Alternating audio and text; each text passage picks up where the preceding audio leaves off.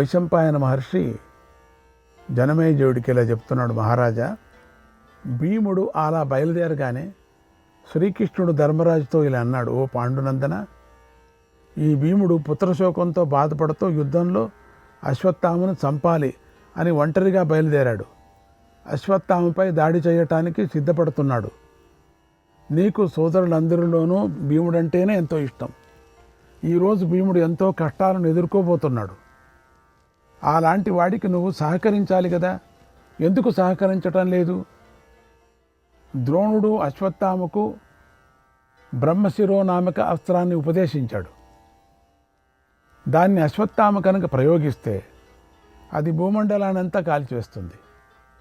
ద్రోణాచార్యుడు ధనుర్ధారుడు అందరికీ కూడా పతాకం వంటివాడు. ఆయన అర్జునుడిపై ప్రీతితో అర్జునుడికి ఆ అస్త్రాన్ని ఉపదేశించాడు. దాన్ని అశ్వత్థామ సహించలేకపోయాడు. ఆ అశ్వత్థామ ద్రోణుడికి ఏకైక కుమారుడు. అందుచేత అతడి ప్రార్థనను ద్రోణుడు కాదనలేకపోయాడు కూడా. ఆ దివ్యాస్త్రాన్ని అశ్వత్థామకు ఉపదేశించాడు. ఆయనకి ఇష్టం లేదు, ఉపదేశించడం ఇష్టం లేదు, కానీ కొడుకు మీద ప్రీతితో ఉపదేశించాడు. ఎందుకంటే తన కొడుకు దుర్మార్గుడని ఆయనకు బాగా తెలుసు. అతడి చపలత్వం కూడా ఆయనకు తెలుసు. అందువల్లే సర్వధర్మవేత్త అయినటువంటి ఆయన ఆ దివ్యాస్త్రాన్ని ఇస్తూ తన కుమారుడితో ఇలా అన్నాడు, నాయనా, ఎంత ఆపదలో ఉన్నా యుద్ధభూమిలో విశేషించి మనుష్యుల మీదికి దీన్ని ఉపయోగించకు అన్నాడు. మళ్ళీ అతడితో మళ్ళీ అన్నాడు, నత్వంజాతు సతాం మార్గే స్థాతేతి పురుషర్షభ. నువ్వు ఎప్పుడూ సజ్జన మార్గంలో నిలబడవని నా సందేహం అన్నాడు. అప్పుడు అశ్వత్థామ అప్రియమైన మాటలు విని మనసులో బాగా కోపించాడు. అన్ని శుభాల మీద ఆశను విడిచిపెట్టాడు. దుఃఖిస్తూ లోక సంచారం చేశాడు. ఆ తర్వాత నువ్వు అరణ్యంలో ఉన్నప్పుడు ద్వారకకు వెళ్ళి అక్కడ బాగా పూజలు అందుకుంటూ గౌరవాలు సత్కారాలు పొందుతూ నివసించాడు. ఒకనాడు ద్వారకలో సముద్ర తీరంలో నేను ఒంటరిగా ఉన్నాను. అప్పుడు నా దగ్గరకు ఆ అశ్వత్థామ వచ్చాడు. నన్ను చూసి నవ్వుతూ ఇలా అన్నాడు, ఓ కృష్ణ, నా తండ్రి సత్యపరాక్రముడు, ఆచార్యుడు, ఉగ్రమైన తపస్సు చేశాడు. అగస్త్య మహర్షి ద్వారా బ్రహ్మశిరోనామకం అనే అస్త్రాన్ని పొందాడు.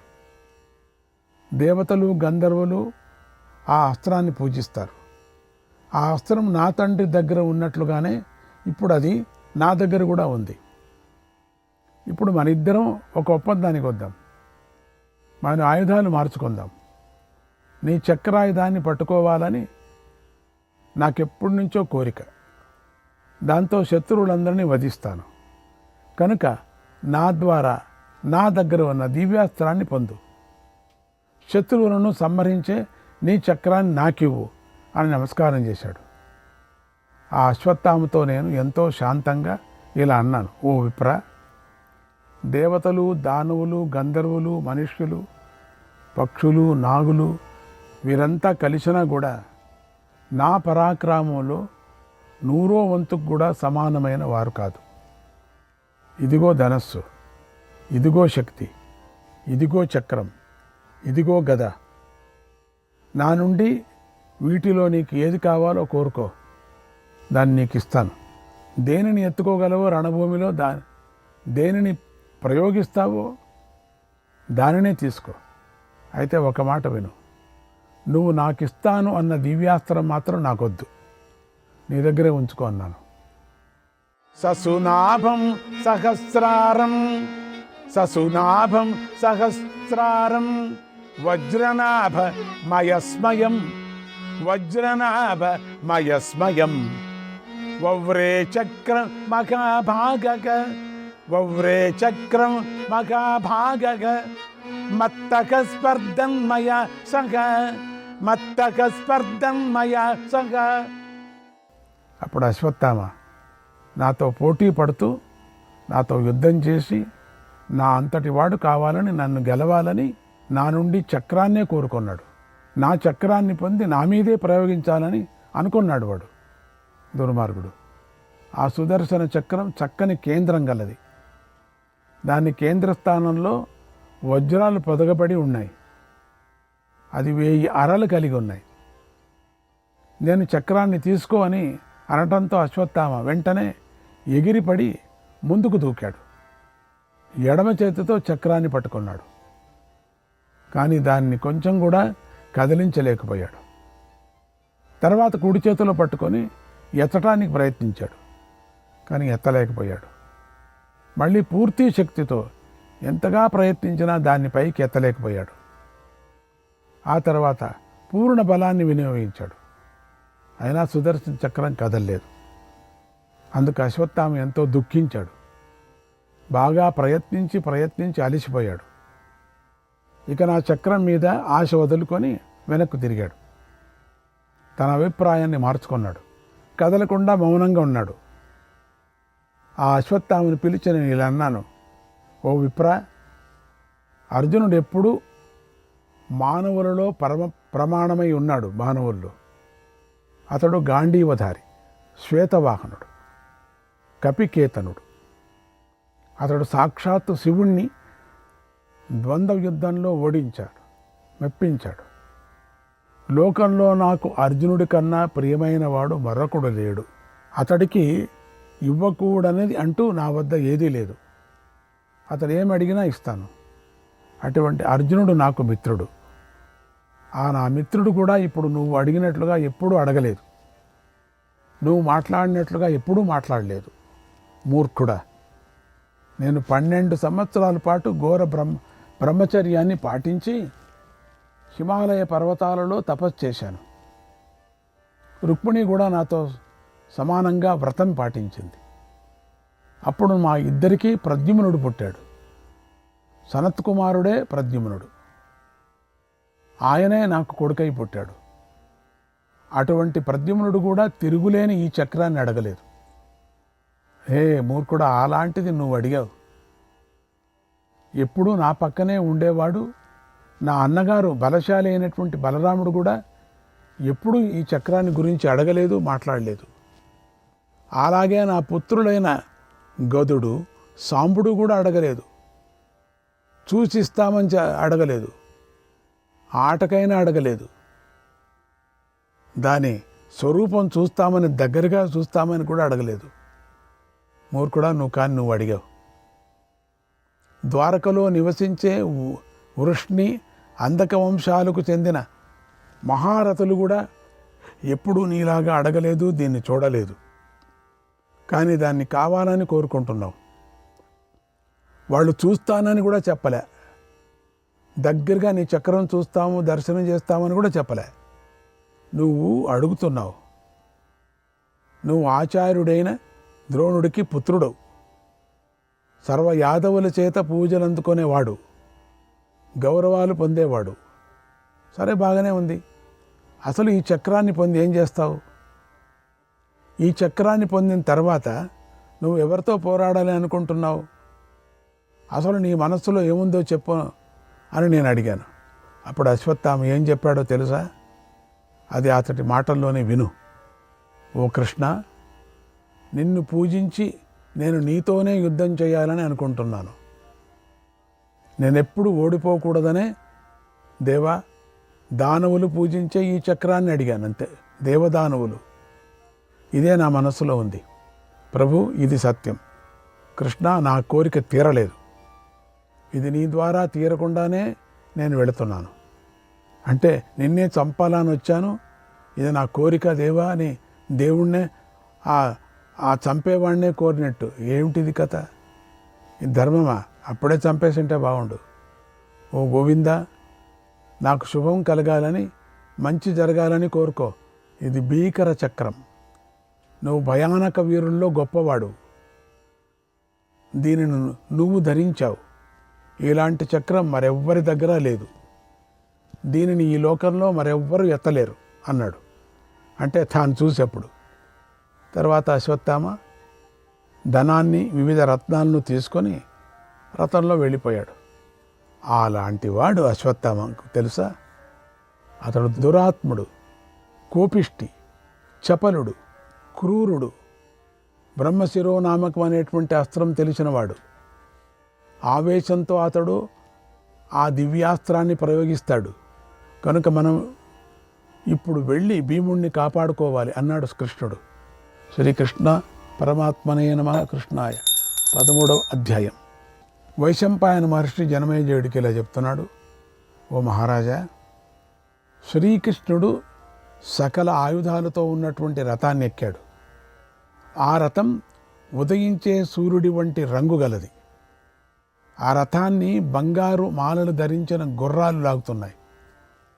అవి కాంబోజ దేశానికి చెందిన మేలుజాతి గుర్రాలు. ఆ రథానికి కుడివైపున శైభ్యం ఉంది, ఎడంవైపున సుగ్రీవం ఉంది. అవి రథం యొక్క ముందు వైపు గల భారాన్ని మోస్తున్నాయి. అలాగే శైభ్య సుగ్రీవాలు పక్కనే ఉన్నటువంటి మేఘపుష్ప వలాహాకాలు ఆ రథం యొక్క వెనుక వైపు గల భారాన్ని మోస్తున్నాయి. ఆ రథంపై దివ్యధ్వజం ప్రకాశిస్తుంది. విశ్వకర్మ దాన్ని నిర్మించాడు. ఇది రత్నధాతువులతో అలంకరించబడి ఉంది. అది పైకెత్తిన మాయలాగా కనిపిస్తుంది. ఆ ధ్వజంపై కిరణాలతో ప్రకాశిస్తున్నటువంటి గరుత్మంతుడు ఉన్నాడు. అంటే అది వేరే ఇది వేరే, అది పోయింది కదా ఆ రథం, ఇది వేరే అన్నాడు. ఆయన సర్పశత్రు సత్యశూలుడైన కృష్ణుడికి గరుత్మంతుడు పతాకంలాగా కనిపిస్తాడు. అలాంటి రథాన్ని శ్రీకృష్ణుడు ఎక్కాడు. అర్జునుడు, ధర్మరాజు కూడా రథాన్ని ఎక్కారు. కృష్ణుడి పక్కనున్న వారు ఇంద్రుడి పక్కనున్న అశ్వినీ దేవతల్లాగా శోభించారు. కృష్ణుడు ఆ రథంపై వారిద్దరిని ఎక్కించుకొని ఉత్తమ అశ్వాలను కొరడాతో మందలించాడు. గుర్రాల రథాన్ని వేగంగా ముందుకు తీసుకొని వెళ్ళాయి. కృష్ణుడి సారథ్యంలో ఆ గుర్రాలు వేగంగా దౌడు తీస్తూ ఉంటే ఎగురుతున్న పక్షుల ధ్వని లాంటి మహాశబ్దం పుట్టింది. ఆ ముగ్గురు వేగంగా భీముడిని సమీపించారు.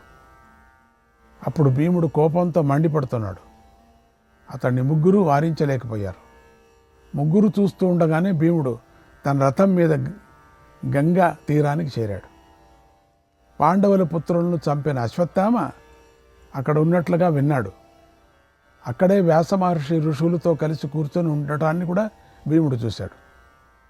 ఆయనకు దగ్గరలోనే కూర్చున్న అశ్వత్థామను చూశాడు. అప్పుడు ఆ క్రూరుడు ఒంటికి నెయ్యి పూసుకొని ఉన్నాడు. చేతిలో దర్భలు పట్టుకొని ఉన్నాడు. అతడు ఒళ్ళంతా దుమ్ము అంటుకొని ఉంది. అశ్వత్థామను చూసి భీముడు కోపించాడు. బాణాలను ధనస్సును పట్టుకొని వేగంగా అశ్వత్థామ మీదకు వెళ్ళాడు. ఓ అశ్వత్థామ, నిలబడు, ధైర్యంగా నిలబడని అరిచాడు. అశ్వత్థామ భీముడిని చూసి అతడు వెనుకనే వస్తున్నటువంటి కృష్ణార్జునులు కూడా ధర్మరాజును చూసి ఎంతో బాధపడ్డాడు, భయపడ్డాడు. ఆ సమయంలో తానేం చేయాలో వేగంగా ఆలోచించుకున్నాడు. అప్పుడు బ్రహ్మాస్త్రాన్ని ప్రయోగిస్తే బాగుంటుంది అనుకున్నాడు. వెంటనే ఎడమ చేతిలో ఒక గడ్డి పరకను పట్టుకొని ఆ పరమాస్త్రాన్ని స్మరించాడు. తన ఎదుట దివ్య ఆయుధాలు ధరించి నిలబడి ఉన్నటువంటి ఆ శూరులను చూసి సహించలేకపోయాడు. వెంటనే కోపంతో అశ్వత్థామ బ్రహ్మాస్త్రాన్ని ప్రకటించాడు. ఆ అస్త్రం పాండవులందరినీ సంహరించుగాక అని దారుణంగా పలికాడు.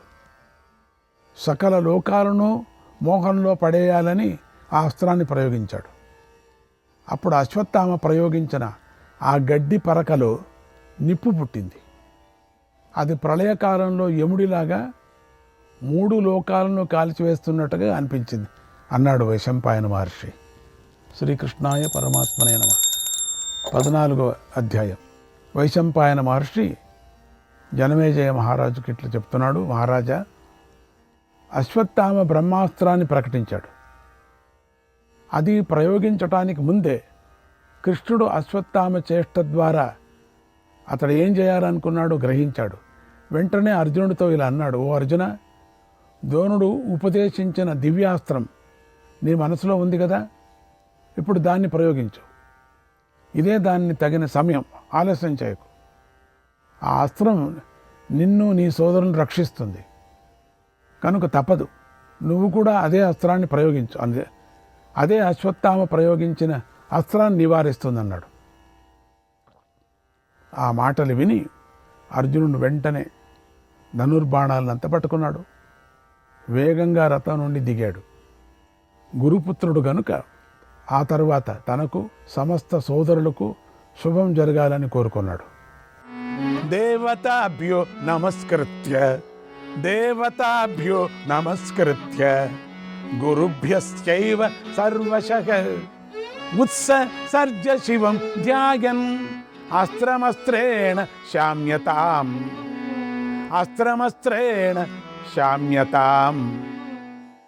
దేవతలకు సర్వగురువులకు నమస్కారం చేశాడు.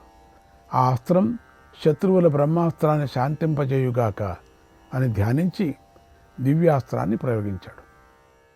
అర్జునుడు ప్రయోగించిన ఆ అస్త్రం వెంటనే ప్రళయకాలాగ్నిలాగా ప్రజ్వలించింది, జ్వాలలతో వెలిగిపోయింది. అటు అశ్వత్థామ ప్రయోగించిన ఆ అస్త్రం కూడా తేజోమండల మధ్యలో నిలబడి మహాజ్వాలాలతో వెలిగిపోతోంది. మహాస్త్రాలు ప్రకటమైన ఆ సమయంలో వజ్రపాతం వంటి శబ్దాలు ఎన్నో పుట్టాయి. వేల కొద్ది తోకచుక్కలు ఆకాశం నుండి నేల మీద పడ్డాయి. సకల భూతాలకు మహాభయం కలిగింది. ఆకాశంలో అగ్ని జ్వాలామాలాలతో వ్యాపించింది. ప్రచండ శబ్దాలు పుట్టాయి. పర్వతాలు, వనాలు, చెట్లతో సహా భూమి మొత్తం కంపించింది. రెండు అస్త్రాల తేజస్సులు లోకాలను తప్పింపజేస్తూ ఉన్నాయి. అప్పుడు సర్వభూత స్వరూపుడైన నారద మహర్షి, వ్యాస మహర్షి ఇద్దరు కూడా రెండు అస్త్రాల మధ్య ప్రత్యక్షమయ్యారు. ఉభౌ శమయితుం వీరౌ భారద్వాజ ధనంజయౌ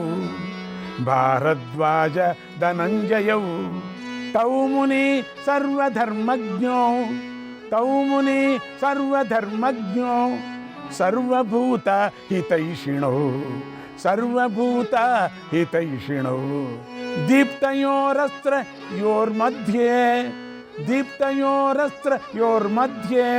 స్థితౌ పరమ తేజసౌ. వారు పరమ తేజస్సు కలవారు, సర్వధర్మాలు తెలిసినవారు, సకల భూతాలకు మేలు కలగాలని కోరుకుంటూ ఉంటారు. ఆ మునులు ఇద్దరూ అశ్వత్థామ అర్జునుడిని శాంతింపజేయాలని రెండు అస్త్రాల మధ్య నిలబడ్డారు. వారిద్దరూ జ్వలిస్తున్న అగ్నులాగా ఆ రెండు అస్త్రాల మధ్య ఉండి వెలిగిపోతున్నారు. దేవదానవులు కూడా వారిని గౌరవిస్తారు. వారు లోకానికి మేలు కలగాలని కోరుకుంటూ అస్త్రాలను శాంతింపజేయాలని అలా అక్కడ ప్రత్యక్షమయ్యారు. వారు అశ్వత్థామ అర్జునులతో ఇలా అన్నారు: పూర్వం నానా శస్త్రాలు తెలిసిన మహారథులెందరూ వెళ్ళిపోయారు. అటువంటి వారు ఎవరూ కూడా ఈ అస్త్రాన్ని మనుష్యులపైకి ఎప్పుడూ ప్రయోగించలేదు. మరి మహా వినాశనాన్ని కలిగించే ఈ సాహసాన్ని మీరెందుకు చేశారు అని అడిగారు. అన్నాడు వైశంపాయన మహర్షి. శ్రీకృష్ణాయ పరమాత్మనే నమః. 15వ అధ్యాయం. వైశంపాయన మహర్షి జనమేజయుడికి ఇలా చెప్పాడు: ఓ మహారాజా, అశ్వత్థామ అర్జునుడు ప్రకటించిన అస్త్రాల మధ్యలో నిలబడిన ఆ ఋషులు అగ్ని వంటి తేజస్సుతో వెలిగిపోతున్నారు. వారిని చూడగానే అర్జునుడు సమయానికి తగినట్లుగా ఆలోచించాడు. వారి మాటలు విని వేగంగా తన దివ్యాస్త్రాన్ని ఉపసంహరించాడు. తర్వాత అర్జునుడు చేతులు జోడించి ఋషులతో ఇలా అన్నాడు: ఓ మహాత్ములారా, అశ్వత్థామ ప్రయోగించిన అస్త్రాన్ని శాంతింపజేయాలనే ఉద్దేశంతోనే నేను ఈ అస్త్రాన్ని ప్రయోగించాను. నేను గనక ఈ అస్త్రాన్ని ఉపసంహరిస్తే పాపాత్ముడైన అశ్వత్థామ మమ్మల్ని అందరినీ చంపేస్తాడు. ఇప్పుడు మీరు మాకు సకల లోకాలను కూడా అన్ని విధాలుగా మేలు కలిగేలాగా చేయండి అని కోరాడు. శ్రీకృష్ణాయ పరమాత్మనే నమః.